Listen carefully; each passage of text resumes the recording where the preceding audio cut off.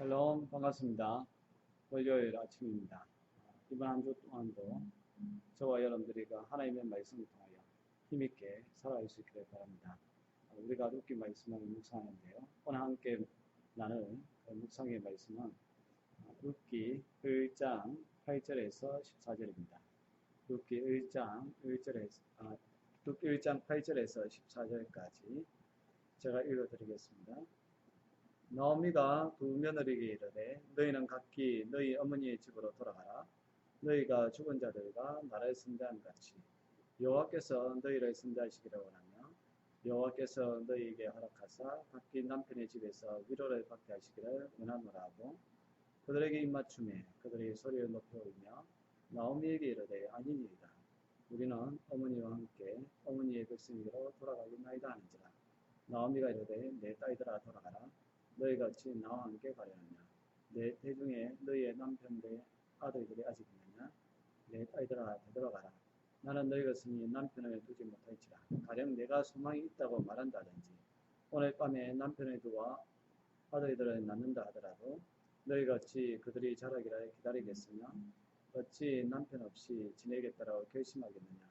내 딸들아 그렇지 아니하니라. 여호와의 손이 나를 치셨으므로 나는 너희로 말미암아 더욱 마음이 아프도다 하니 그들이 소리를 높여 다시 울더니 오르바는 그의 시어머니에게 입맞추되 룻은 그를 불쫓았더라. 아멘.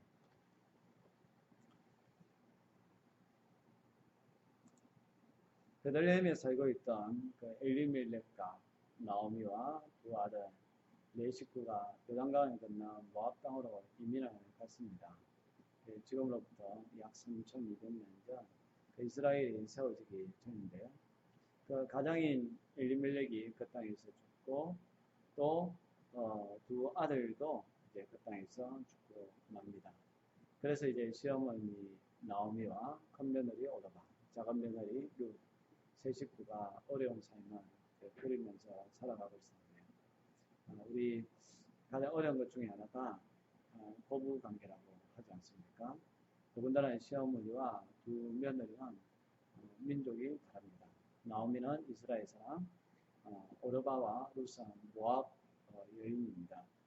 민족도 다르고 문화도 다르고 종교도 다릅니다. 그리고 이제 더 세상 가상으로 생활이 이제 쪼들려가지고 어렵기 거지 없습니다. 그러나 이 나오미의 모습을 보면 정말 며느리를 향한 그런 이 배려의 마음이 참 많다는 것을 느끼게 되는데요. 어떤 시집살이를 시키거나 또 며느리를 괴롭히고 그런 것이 아니었습니다. 도리어 함께 고난을 감당하는 그런 모습인데요. 그러는 중에 나오미가 다시 이제 요단강을 건너서 고향 땅 베들레헴으로 돌아가기로 결정을 했습니다. 하나님께서 이 베들레헴 지역, 유대 땅에 은혜를 주셔서 이제 그곳에 먹을 것이 있다라는 그러한 소식을 들었기 때문입니다.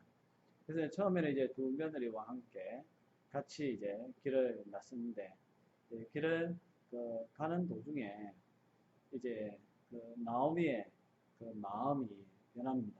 그 마음이 어떤 마음이냐면 오르바와 룻을 두 며느리를 향한 배려의 마음, 또 동정하는 마음, 청은히 여기는 그 마음이 있는 거죠. 우리 그리스도인이 가져야 하는 긍휼의 은사라고도 볼 수가 있습니다. 그래서 이제 나오미가 그 8절 말씀을 보면 두 며느리에게 이렇게 이야기합니다. 너희 어머니의 집으로 돌아가라. 아직 기회가 있다는 것이죠. 이 시어머니이기 때문에 너희들 여기 왔다라면 그러나 여기까지만 함께 해준 것으로도 너무 고맙고 귀하고 감사하니까 이제 돌아가도 된다는 겁니다. 한 번만 이야기한 게 아닙니다. 11절에 보면 내 딸들아 돌아가라. 그리고 12절에도 내 딸들아 되돌아가라. 라고 이제 계속해서 건면하는 것을 보게 됩니다. 이것은 철저하게 상대방을 생각하는 마음입니다. 이 오르바와 룻, 이 시어머니 입장에서는 한 명이라도 자기 곁에 있는 것이 좋지만, 그러나 그 두 사람을 생각할 때에 과연 이들이 그 유대 땅에 와서 잘 적응할 수 있겠느냐. 나오미 입장에서는 결코 쉽지 않다는 것이죠. 종교도 다르고 문화도 다르고 민족이 다른데 이 이스라엘에서 그것을 받아들인다는 게 참 어렵다는 것을 알기 때문에 이제 돌아가게끔 상대방을 배려하는 그런 나오미의 모습을 볼 수가 있습니다. 여기서 또 더 귀한 것은 오르바와 루스의 자세인데요. 보통 이 시어머니가 이렇게 이야기하면 야, 참 복받았다 생각하고 그냥 돌아갈 수가 있는데 이 두 사람은 그렇게 이야기합니다. 10절에 보면 우리는 어머니와 함께 어머니의 백성에게로 돌아가겠나이다. 참이 너무 귀한 이 고부관계 아닙니까? 이 두 며느리는 아닙니다. 어머니 계속해서 우리는 어머니를 따르겠습니다. 라고 이제 이야기를 하는 거죠. 그럼 또 이제 이점에서 나오미는 또 못 이긴 척하고 같이 갔으면 좋겠는데 근데 이 나오미는 또 그렇게 이야기하지 않습니다. 다시 이제 돌아가기를 이제 건면하는데요. 그 이유가 뭐냐면 결국 이제 남편이 없는 삶이 얼마나 힘든가를 알기 때문에 그렇다는 것이죠. 그래서 이제 이 두 사람에게 이야기를 합니다. 11절과 11절부터 이제 13절까지 이야기인데요. 내 태중에 그 남편 대 아들들이 없다라고 이야기합니다. 그럼 이게 뭐냐 하면 그 유대인의 결혼관이 그런 게 있거든요. 첫 번째 이제 아들이 이제 결혼을 했는데 근데 그 아들이 죽어버리면 그 아내는 두 번째 아들에게로 자연적으로 이제 갑니다. 또 그 아들이 죽으면 또 세 번째 아들에게로 그렇게 이제 가게끔 되어 있는 거죠. 그러나 이제 지금 보면 말론과 기론 그 두 명의 아들이 죽어버렸습니다. 이미 장성했던 아들이 이제 죽어버렸는데 혼자서 어떻게 보면 이제 나오미가 만약에 설령 나오미도 이제 이야기하고 있다시피 설령 내가 그 아이를 가진다 하더라도 그 아이가 장성할 때까지 어떻게 기다릴 수가 있겠느냐라고 이야기하는 거죠. 나에겐 더 이상 너희들 연결시켜 줄 아들이 없으니까 돌아가라 라고 이야기합니다. 그럼 우리가 이렇게 생각할 수 있지 않겠습니까? 뭐 그냥 결혼하지 않고 살면 되지 뭐 굳이 남편이 있어야 되는가? 라고 이야기하죠. 근데 나오미가 13절에 이제 그런 이야기를 하고 있거든요. 어찌 남편 없이 지내겠다라고 결심하겠느냐. 그 시대적인 상황 속에서 남편 없이 산다는 것은 거의 기적에 가까운 겁니다. 더군다나 이 지금 두 며느리가 그렇게 나이가 많지도 않습니다. 이 젊은 여성인데 이 젊은 여성이 남편 없이 생활할 수 있다는 것 그건 너무나 힘든 것이죠.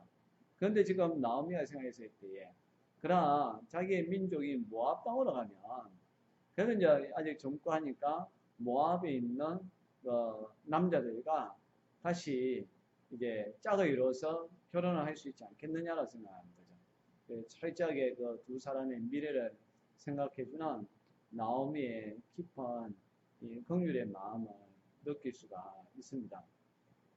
저와 여러분들도 정말 상대방을 배려하는 또 상대방의 입장을 생각하는 그런 믿음의 사람들, 나오미와 같은 그런 사람들이 되었으면 좋겠습니다. 그리고 나서 이제 그 14절에 보면 결국 이제 그들이 함께 부둥켜 안고 이제 눈물을 이제 흘리는데요. 큰 며느리인 오르바는 그의 시어머니에게 이제 입을 맞추고 이제 돌아갑니다. 모압 땅으로 이제 돌아가는데 그런데 이제 둘째 며느리 룻은 그를 붙여쳤더라라고 이야기합니다. 끝까지 이제 시어머니와 함께 하겠다라는 그 룻의 모습을 보는 거죠. 우리는 이 나오미 그 오르바에 대해서 우리가 정죄한다든지 또 오르바의 행실이 나쁘다고 생각해서는 안 됩니다. 사실 오르바도 나름대로 나오미를 따라가려고 그렇게 애를 많이 썼습니다. 그러나 이제 우리가 알아야 할 것은 우리가 상대방의 그 어려운 입장을 서로가 지금 알고 있는 사이잖아요. 이 나오미는 오르바와 룻의 그런 이 아픔을 알고 있고, 또 오르바와 룻도 자기의 시어머니 나오미의 아픔을 알고 있습니다.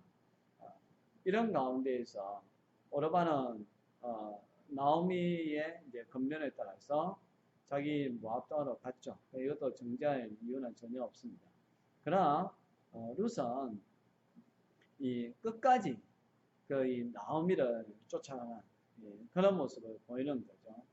여러분, 우리가 이 공동체에 있어서 어떤 어려운 일이 있어서 어떤 사람들이 함께 하기를 원하지만 때로는 어떤 상황 때문에 그 공동체를 떠나는 경우가 있습니다. 뭐 거기에 대해서 정죄할 필요는 없습니다. 그러나 할 수만 있다면 룻과 같이 끝까지 함께하는 그런 신앙이 더 귀하고 아름답다는 것이죠. 오르바는 어떤 이제 여기에서 나오미를 떠나가는데 성경의 그 스토리 가운데서는 이제 오르바의 이름은 더 이상 등장하지 않습니다. 그러나 이제는 룻은 어머니와 함께 했기 때문에, 물론 어머니와 함께한 그게 중요한 것이 아니라 룻이 가지고 있었던 그 하나님을 향한 그 신앙, 그 신앙 중심의 그러한 삶을 살았기 때문에 이미 룻기 자체가 룻에 관한 이야기잖아요.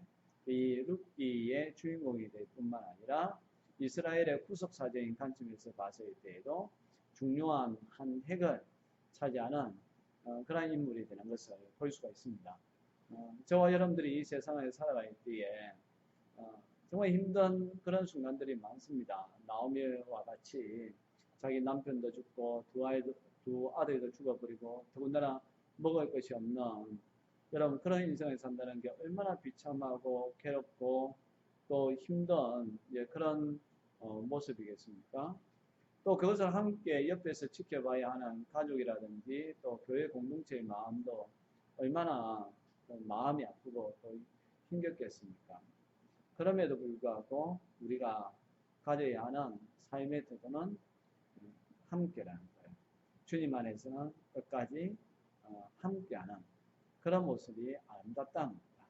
가족이든 공동체든 또 어떤 상황 속에 있든지 간에 고난 가운데서 함께 갈 때에 거기에 놀라운 하나님의 역사가 준비되어 있다는 사실, 그것을 기억했으면 좋겠습니다. 여러분들도 이번 한 주 살아갈 때에 다양한 일들을 겪게 될 것입니다. 어떤 때는 기분이 좋은 그런 감사한 일이 있지만 또 이제 어떤 경우에는 참 힘들고 어려운 경우도 있을 거예요. 여러분, 거의 나오미의 그 삶의 태도를 통해서 저와 여러분들이 또 깨달아야 되는 것이 하나가 있는데요. 그 힘들고 어려운 가운데서도 나오미는 어떻게 그 이야기하는가 하면 그 8절에 보면 너희가 죽은 자들과 나를 선대한 같이 여호와께서 너희를 선대하시기를 원하며 여호와께서 너희에게 허락하사 각기 남편의 집에서 위로를 받게 하시기를 원하노라. 아멘. 이런 가운데서도 나오미는 하나님을 원망하지 않았다는 것입니다. 그럼 긴 시간 동안 얼마나 많은 일들이 일어났습니까? 남편 죽고 두 아들 죽고 더군다나 먹을 거 없으니까 우리는 신앙적으로 흔들릴 수도 있는 거죠. 그럼에도 불구하고 나오미는 하나님께서 지금까지 우리를 선대했다. 그리고 앞으로도 하나님께서 너희들을 선대하기를 원한다. 그렇게 이제 고백하는 것을 볼 수가 있습니다. 그리고 13절에 보면 여호와의 손이 나를 쳤다. 예, 그렇게 이야기하죠. 지금 고난 당하는 것이 어떻게 보면 하나님께서 자기를 이제 쳤다는 것까지 인정합니다. 그러면 더 하나님을 원망할 수도 있지 않겠어요? 그럼에도 불구하고 나오미는 하나님을 원망하지 않습니다. 주어진 상황을 받아들이고요. 거기에서 최선을 다합니다. 그래서 이제 다시 이제는 유대 땅으로 돌아가게 되고, 이제 거기에서 하나님의 놀라운 일들이 준비되어 있는 것을 보게 되는 것이죠. 저와 여러분들 이번 한 주 동안 어떤 일이 일어난다 할지라도 원망과 불평보다는 하나님의 놀라운 계획을 믿고 감사하고 또 믿음으로 받아들여서 나아가서 저와 여러분들도 나오미와 같이 더 나아가서 룻과 같이 하나님 앞에 귀하게 쓰임 받을 수 있기를 바랍니다. 기도하겠습니다. 하나님 아버지, 나오미가 두 며느리를 향한 배려의 마음, 긍휼의 마음, 그것을 저희가 본받기를 원합니다. 또 나오미 또 오르바와 또 루시 가졌던 시어머니를 향한 그 사랑도 우리가 본받기를 원합니다.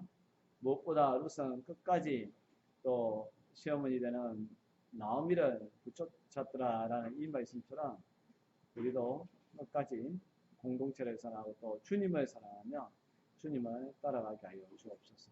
또 나오미는 그러한 극한 고난을 당했지만 절대로 하나님을 원망하지 아니하였던 것처럼 도리어 그런 가운데서도 하나님이 우리를 선대했다라고 그렇게 고백하였던 것처럼 우리도 그렇게 고백하며 살게 하여 주옵소서. 오늘 하루 또 이번 한 주간 우리에게 어떤 일이 일어난다 할지라도 원망과 불평이 아니라 하나님을 향한 신뢰를 가지고 또 소망을 가지고 감사하며 살게 하여 주옵소서. 예수님의 이름으로 기도합니다. 아멘.